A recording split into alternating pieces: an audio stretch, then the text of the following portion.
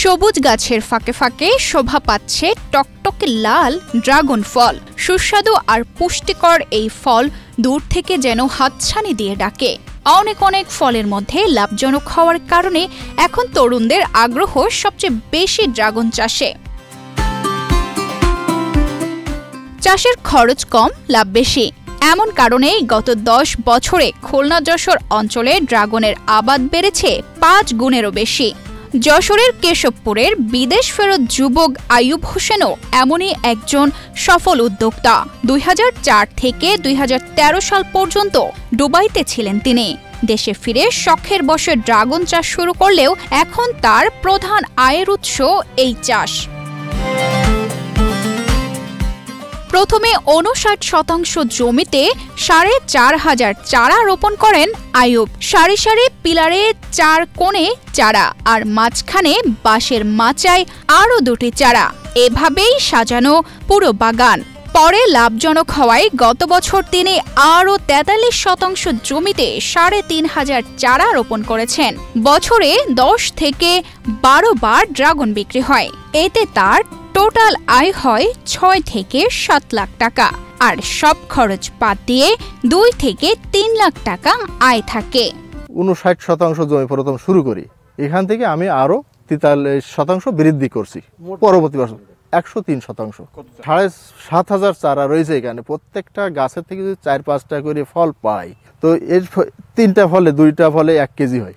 তো 1 মণ ফল হতে গেলে আমার মাত্র 100 ফল হলে আমার 1 মণ ফল হয়ে যাচ্ছে। তো এটা আমি সেল করতেছি 200 টাকা, 150 টাকা, 170 টাকা কেজি। তো এইভাবে ব্যাপক একটা লাভজনক ব্যবসায়। গত বছরেই আমার আসল উঠে মানে 59% জমির যে খরচ বাদ দিয়েও আমার 2 থেকে 3 লক্ষ টাকা লাভ আছে।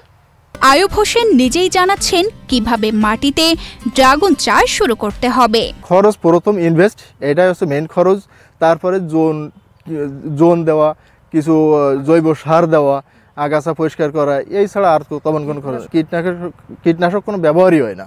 এটা জমি প্রথম চাষ করা লাগে, চাষের পরে জৈব সার দেওয়া লাগে, সার দিয়ে আবারও চাষ করা লাগে, জৈবটা যাতে মিশ্রণটা ভালো হয়। তারপরে আমি খুঁটিগুলো পুঁতি, খুঁটিগুলো পোতার পরে আবার চারা আমদানি করি।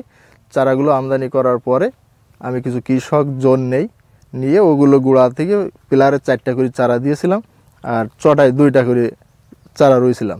রোয়ার পরে পানি দেওয়া, সেচ দেওয়া। ড্রাগন চাষ লাভজনক হওয়ায় দিন দিন বাণিজ্যিকভাবে আবাদ বাড়ছে।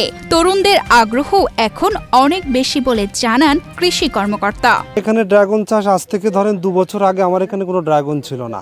এখন সেখানে 1 হেক্টরের বেশি এই মাঠেই ড্রাগন আছে, এবং আশা করি আগামী 1 থেকে 1.5 বছরের ভিতরেই এখানে আরও প্রায় 1 হেক্টর ড্রাগনের আবাদ বাড়বে।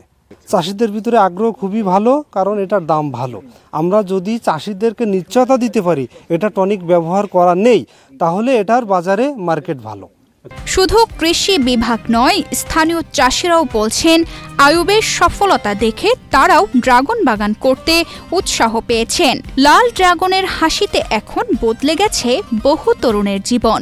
স্বপ্ন দেখছেন আরো বড় আকারে চাষ করে নিজের পাশাপাশি দেশের অর্থনীতিতেও ভূমিকা রাখার। শেষ পর্যন্ত উদ্যোগ আর পরিশ্রমই বদলে দিতে পারে জীবন। তারই উদাহরণ এই ড্রাগন উদ্যোক্তা। তানজিদা রহমান, ইনায়া, বাংলাদেশ প্রতিদিন।